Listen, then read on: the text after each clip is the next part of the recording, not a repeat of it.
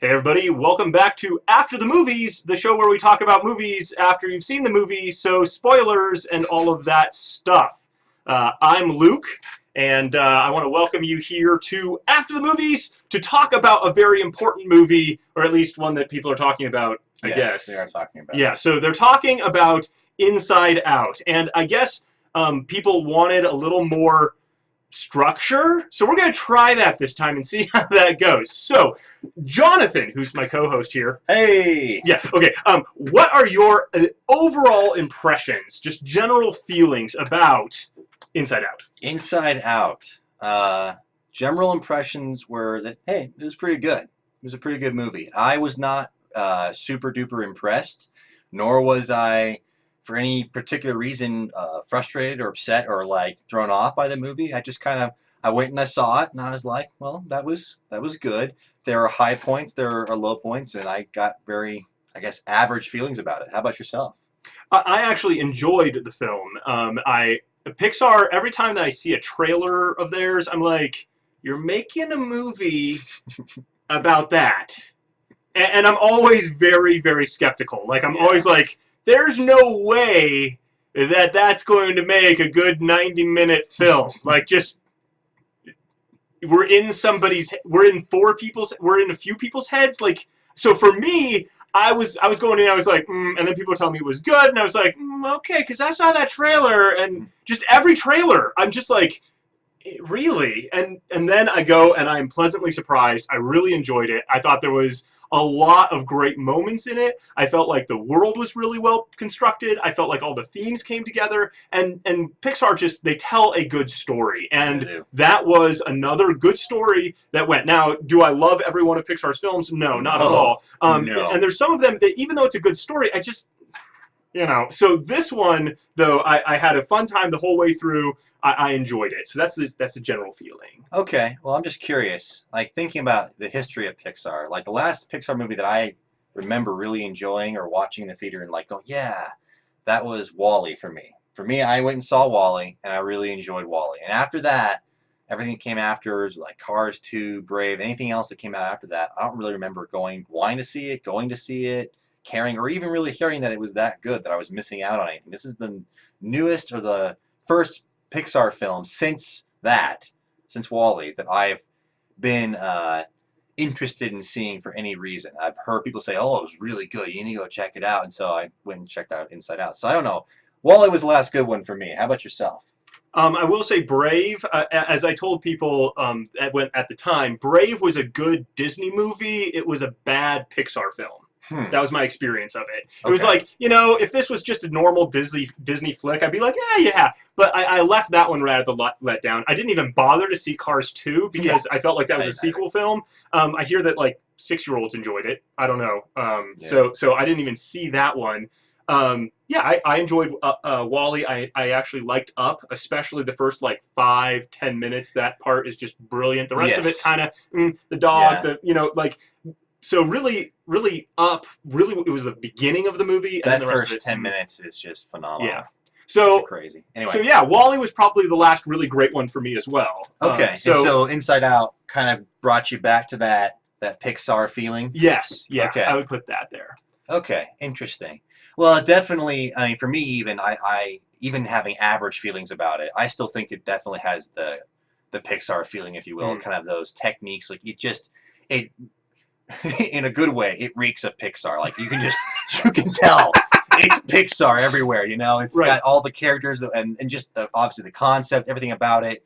What's that joke you brought up the other day where it's like, what if toys had feelings? What if cars had feelings? What if robots had feelings? What if emotions had emotions? Like, what if feelings had feelings?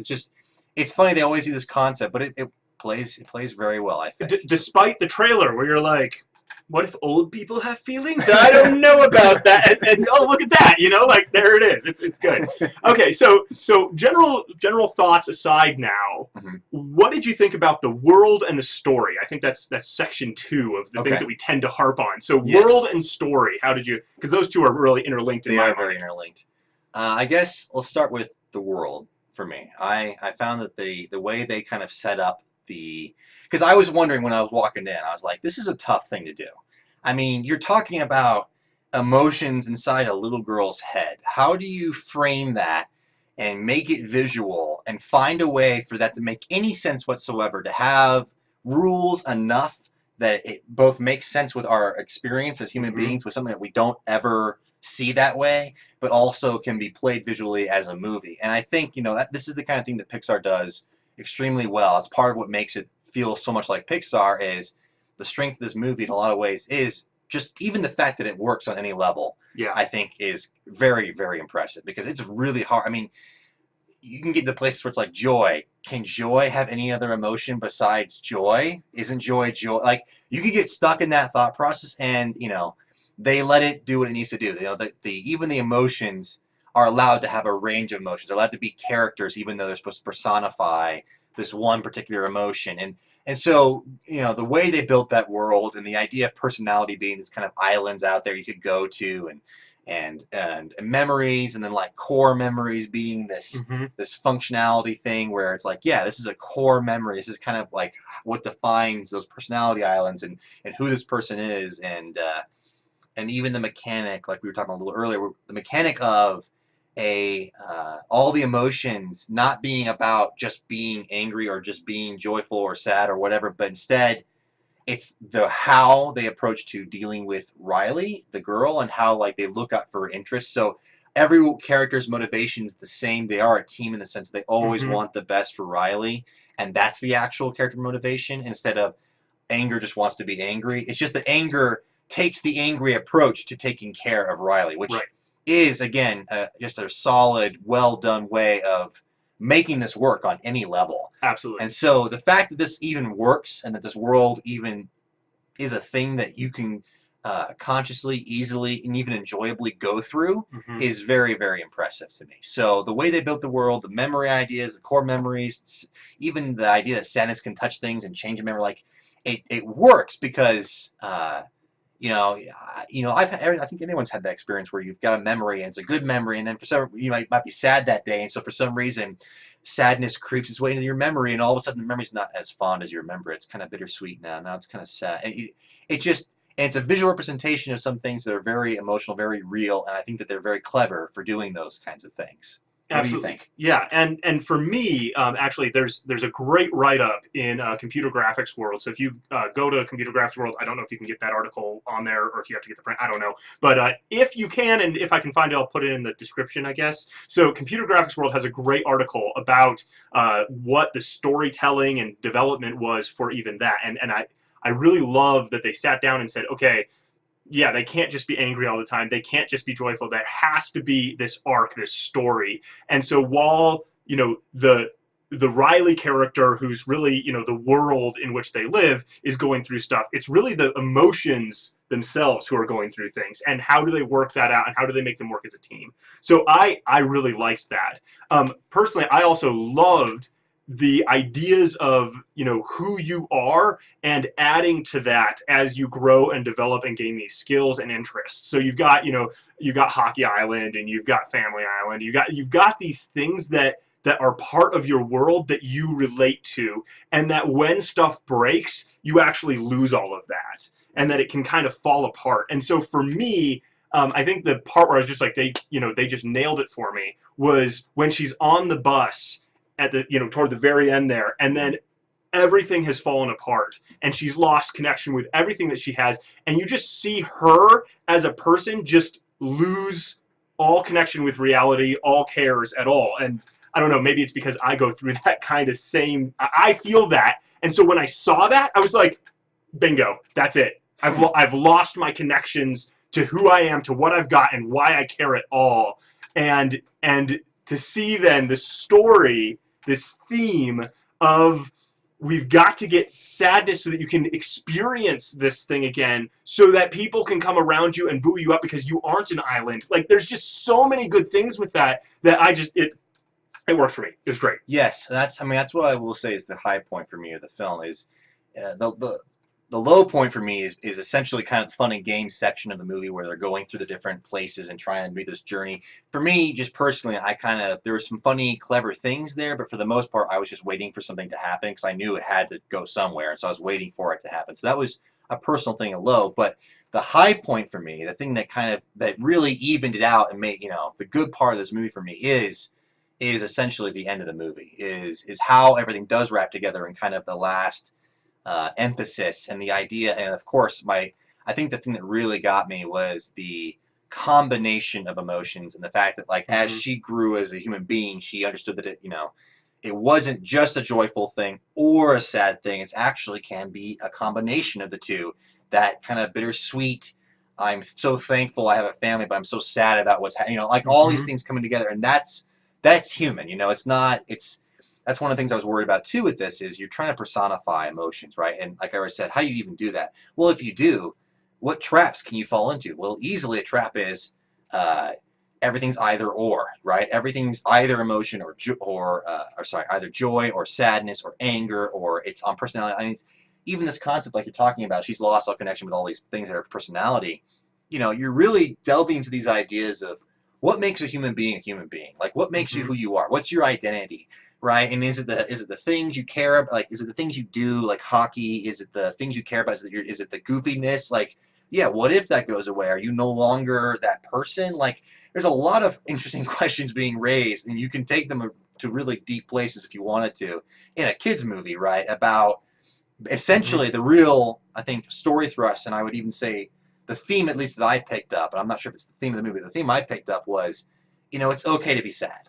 Like, that's kind of the general thought of the movie. Like, it really is. Sadness, go stay in your bubble, is the beginning of the movie. Only joy can be around, right? Only joy can run the show. And by the end, it's the exact opposite. It's sadness, we need you. You have to be a part of this.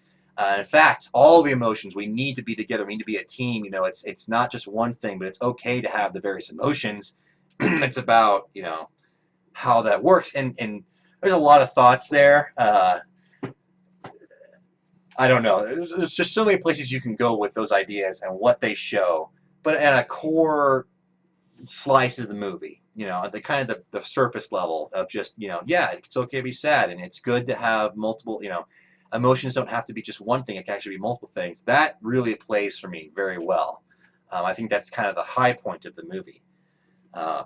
But yeah, there's just so much going on that it's even hard for me to process. I just recently saw this movie about maybe a few days ago, really, and it's just a lot. It's really simple in a lot of ways, but when you start to actually think about any of the concepts, there's a lot, I think, that's asked. I mean, at least I ask myself, like, again, what does it mean to be a person? What does it mean to have identity, right? And is that world really, the world they create, really a good representation of it? And, I don't know that they're really trying to answer those kinds of questions as much as they're just trying to get this idea of, here's maybe how emotions play out, and here's maybe a good story about how it's okay to have not traditionally thought of as positive emotions. It's okay to have sadness.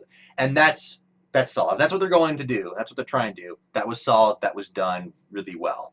But there's just so much there. I don't know. It's kind of dense in a lot of ways for me. Right, and that's actually, for me, a good sign of a good art piece, right? Where there is depth, and it actually opens up the door to questions. It opens up the door to thought, and it doesn't just, say, here's the message, we're all good. There's actually this invitation to start considering, even in your own life, without saying, and now you, audience, what do you think of this? It naturally does that because it's a good story, because it's real characters, because it's this thing that's out there. So from a thematic standpoint, you say it's okay to be sad. I see the theme of the movie as, like, what is it that makes someone successful in life? It's not just, it's okay to be sad. Definitely that's there, this role of sadness. What is the role of sadness? But it's also like, what does it mean to be successful? How do you get to that point? And we see that in, the very beginning, where it's like, okay, at the very start, it's just joy for like 36 seconds and everything's wonderful. And then what's this coming in? Oh, wait, there's actual needs that must be taken care of. And you have to let people know. You can't just be like, everything's great all the time. There has to be like this, like, hey, I'm hungry. What's going on? And then you need also, this stuff that protects you from, like poisons and things that are going to kill you, and gets you out of things that are going to be detrimental to your life and that enable you to push back against injustice when that stuff happens, and all of that can work together. And you made a great point when we were chatting about this movie earlier about how the adult world and their emotions work together. You wanna expand on that for a little bit? Well, the adult world was interesting. I mean, you get these glimpses of particularly the parents and inside their head. And I thought it was a clever plan. When I was watching the movie, I noticed that because the first thing is there's Riley, and the first thing that happens is Joy. Which, by the way, I'm not sure I buy into that, because aren't babies like basically born and they get slapped and it's immediately crying?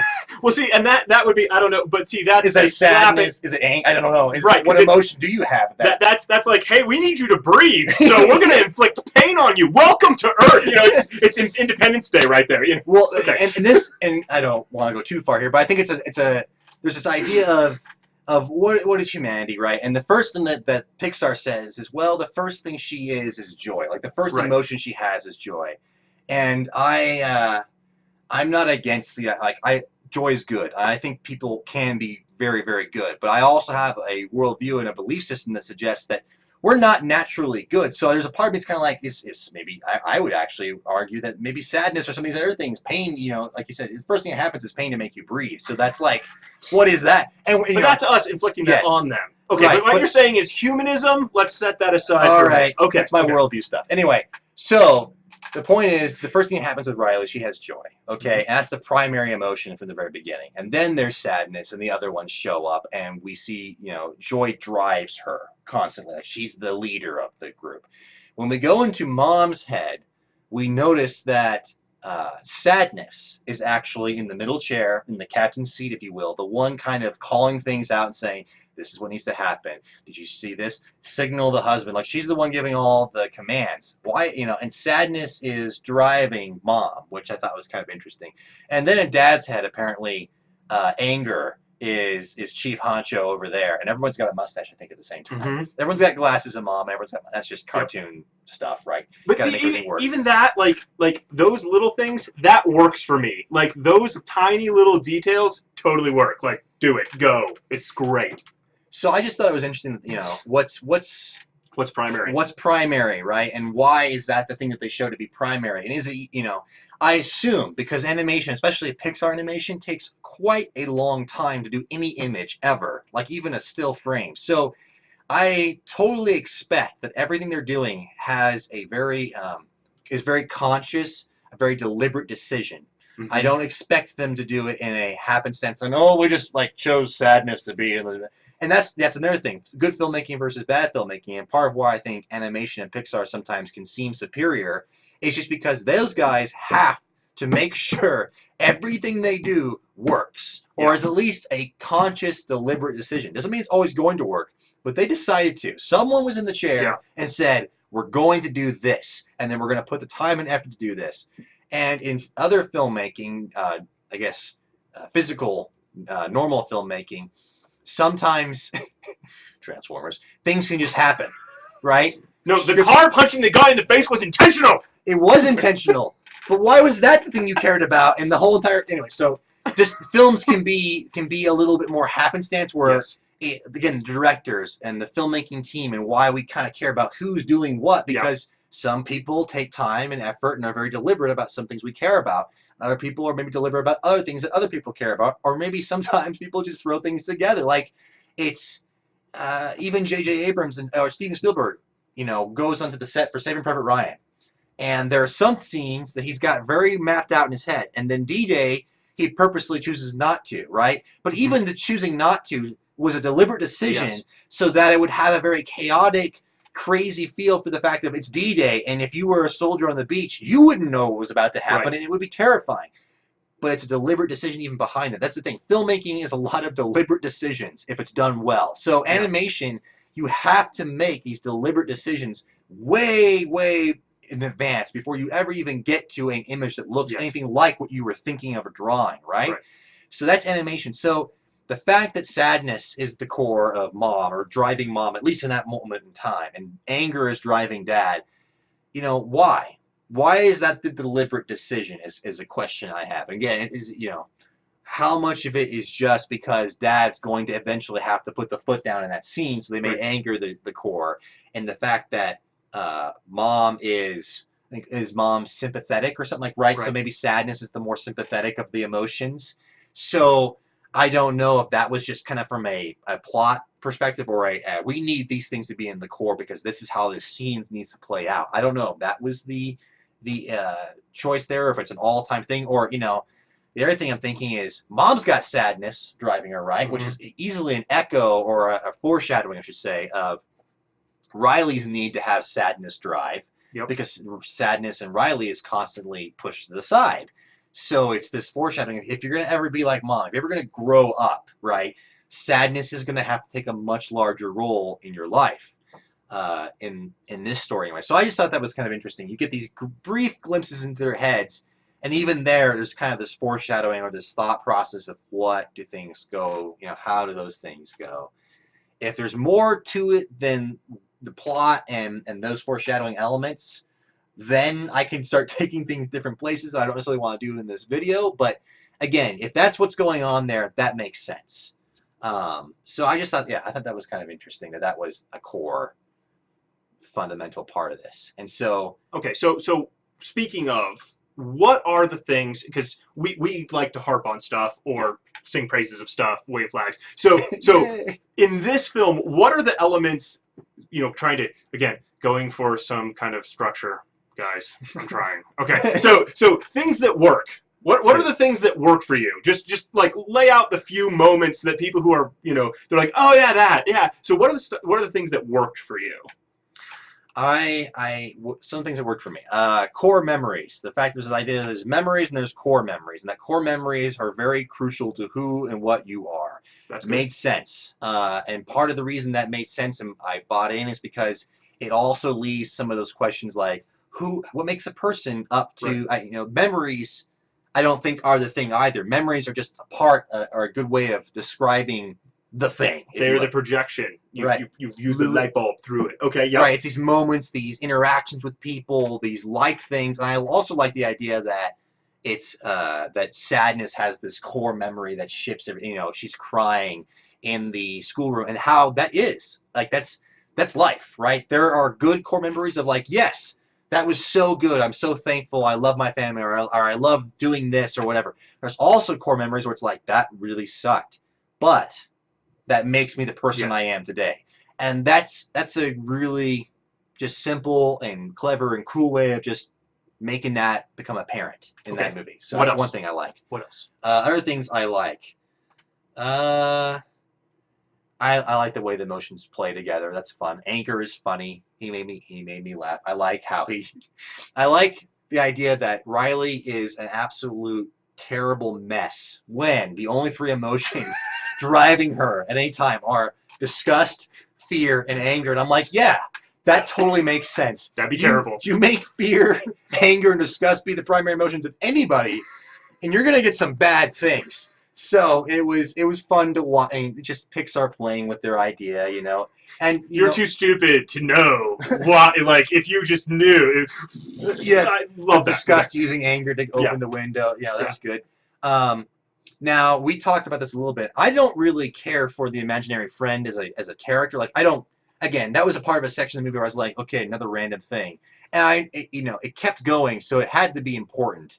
And I immediately, as soon as I knew it was an imaginary friend, I was like, well, I'm kind of waiting for the imaginary friend to disappear, to die, to move on, because every human being who's had an imaginary friend, at least in the movies, generally that imaginary friend has to go away. It's like, that's usually a sad thing. He's talking right now, okay? Sorry, we'll get to you in a minute. Okay.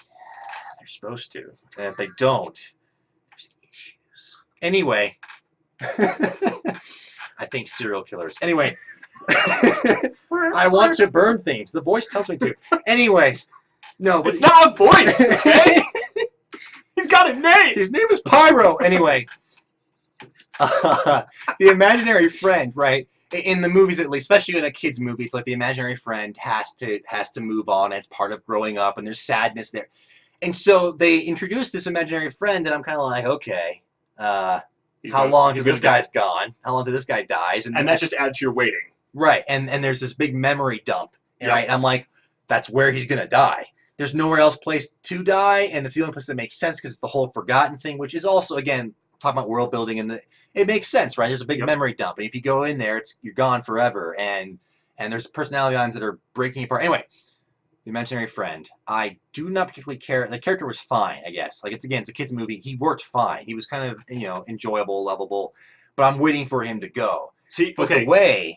But the way they do it, that's the thing that makes it worthwhile because he basically makes the sacrifice play, Yep. and that makes it from my very removing yourself from this is an emotions and emotions in a world, memory, and all these like metaphors and symbols for things. If you just go back to simple, this is a story and characters. Mm-hmm. Easily the mark of a hero, one of the most powerful things in all of storytelling is sacrifice. Absolutely. On the behalf of another or anything really.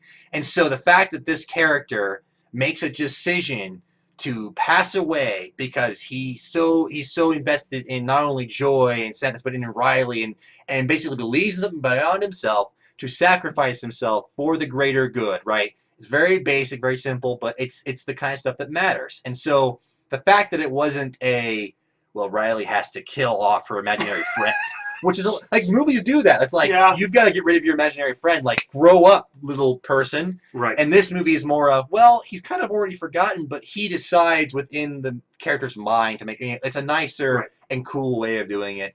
Yeah, but I loved that. That moment was fantastic, especially because you get to see him make that decision, and it's not even an acted one. Like this is an animated movie. There's something in the voice acting, but there's also just how the scene plays out with the attempts and with the like the line of like, no, I have a feeling like we're really gonna make it this time. Like there's so many things that you're like, okay, this is a choice this character is making, and that is just, it's strong. It's so strong. What's interesting is when I met the imaginary friend, I was like, okay, I wonder what's gonna happen to him, because he can't last. But I was not thinking, okay, he's going to die and he's going to get dumped in the memory dump. Because for me, when I'm enjoying a movie, stuff just happens, and I don't sit there and be like, okay, well, how's that? What's going to go down there? Whereas if you're in a movie like I Am Legend, like the moment I saw the dog, I was like, this movie doesn't start until the dog dies. Like I knew that, like the first frame, and I was just like, I hate that dog because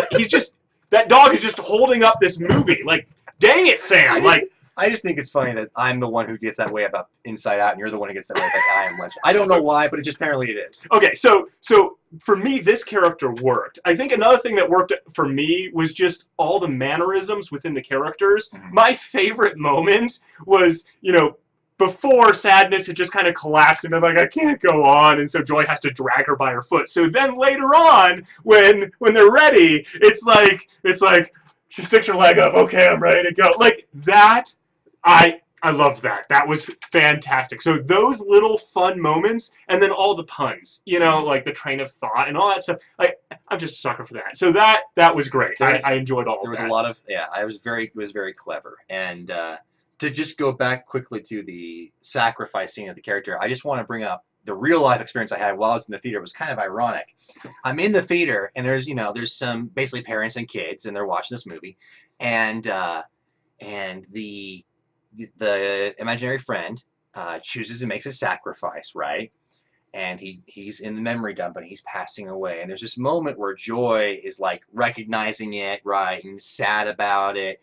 And so you have a moment in the film where, lo and behold, you're supposed to feel sad. And what does the little girl, who's a couple rows behind me, say? I don't like this part. Which is just so ironic because the entire movie is about how a little girl should learn to be, or how a little girl, it's okay to be sad, how it's actually very important. And yet, this little girl behind me is just like, I don't like this. This is no good. But again, it's the real life example of, again, how you've got to grow up to some extent. And that's, we love that moment because it's a really important moment. It's the core things about life that's kind of being shown there, even though it's also a sad thing. It's sad and it's joyful all at the same time because, right? Like it's funny how that one moment is also is basically the same thing as the end of the movie, and it's happening in the way in real life in that theater. It's just kind of crazy how all that was happening. I didn't, I wasn't too aware of it while I was in the theater. I just noticed that she said it, and I was kind of like, of course you don't like it. It's the sad part, Right. but get to be my age, and that will be better. Right. Right. And then See, of course, in my screening, the kid who was over there was like, "Is it almost over?"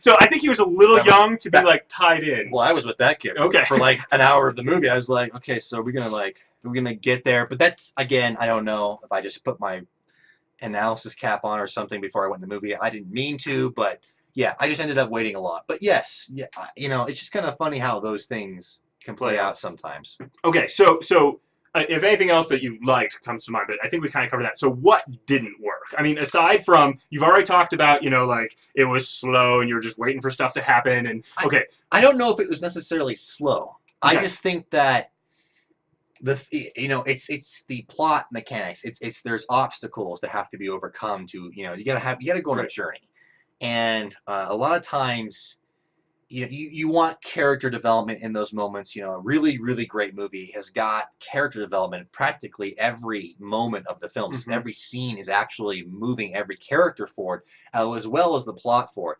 And I'm not going to say that Inside Out was not doing that. I just didn't.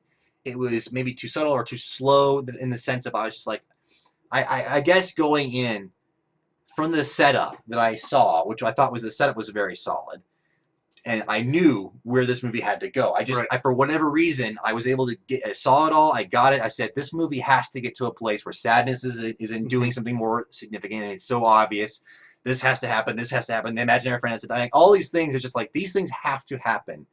So what's going to get us there? And waiting kind of for these obstacles to be overcome was not bad. Joy learning to work with sadness. It's, that's the other thing. I'm like, sadness is going to know how to deal with things out there because she's the only one that's read the manuals. Right. I can see, I guess this is how I say it. A big core mechanic of filmmaking and storytelling are the plants and payoffs in a movie, and the exposition that you're trying to plant in such a way that you don't realize, the audience does not realize that they've been given information, so that later on in the movie, when it comes up to be important, you get a nice revelatory feeling and you feel good about it, and you're also kind of, you were like, wow, I don't know what you're going to do. Oh yeah, of course, that makes sense. And that's the experience. That's very core to filmmaking. And in this particular movie, it's a kids movie. All those things are very obvious, and I think they're intentionally supposed to be obvious. And they're supposed to be obvious in any movie, but for whatever reason, I just saw it and I was waiting for them to come about. I was waiting for the payoff, and it took a little while for the characters to quote unquote get there. And it's, yeah, I can see that. That's all it was. So in other words, kids, clairvoyance is a hindrance to enjoying stories. I guess that's. No, okay, so not always. So that's fair. That's fair. I, however, for whatever reason, and this is interesting to me because sometimes I see it. Most of the time when I watch a movie, I'm just like, oh, and I get to the end, I'm like, wow, I had such a good time. So unless it's a bad movie and I'm bored, then I start, like, oh, come on, just get there already. Oh, don't you know you have to open up door number 2? Come on, so like there's. I understand where you're coming from. I didn't have that experience in that film. And I'm glad. I'm glad. That's good. I mean, I prefer that experience in any movie. I mean, even bad ones. I'd rather be in there and be shocked by a terrible decision than be like waiting for the terrible. I mean, this is a bad movie, and they got to do something, so they're probably going to go the worst possible. I mean, no one wants to be that way. For whatever reason, I just was able to see it this time, and I was just kind of waiting for things. But again, that's the other thing about this movie that I will say is, even though it's a negative in the sense that I saw these things coming about, there were some things I didn't see, like how they would play the end. Now, I don't mean how will she get across the chasm. I don't care. I'm just waiting for her to get across the chasm. We know she has to get across the chasm. She has to get across the chasm. Right. But when she gets there, like, what's the solution to all this, right? Yeah. Right. What's going to be your ultimate? Is it just going to be sadness driving? That's the thing. Sadness does drive. So it's like, yes, of course. But the thing that really makes it play is that combination of emotions. No, Joy, you need to be a part of this too. Yeah. That's the thing that really, really played well for me. I didn't necessarily see it coming. Right. It made perfect sense. It's a very human, like it plays on multiple levels. That really, really worked well for me. Surprisingly so. I'm getting emotional in this theater, and I've been waiting bored the whole movie. And then all of a sudden I'm like, oh. And that's kind of a Pixar thing too. Is Pixar can get you like that. Yeah. I've always they will get you. No matter what age you are. Yeah. Boom, you're hitting like.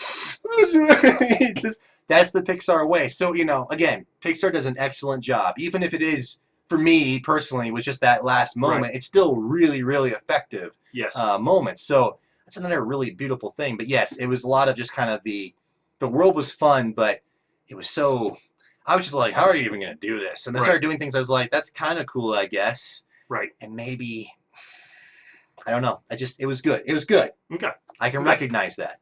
So for me, speaking of just the humanity piece, like when they're doing the memory dump thing and they're sucking up the memories and they're like, oh, U.S. presidents, which ones do we need? Oh, we need Washington and that fat one. And I was like, exactly, Taft and Washington. Like that's the only two you remember. Like why would you?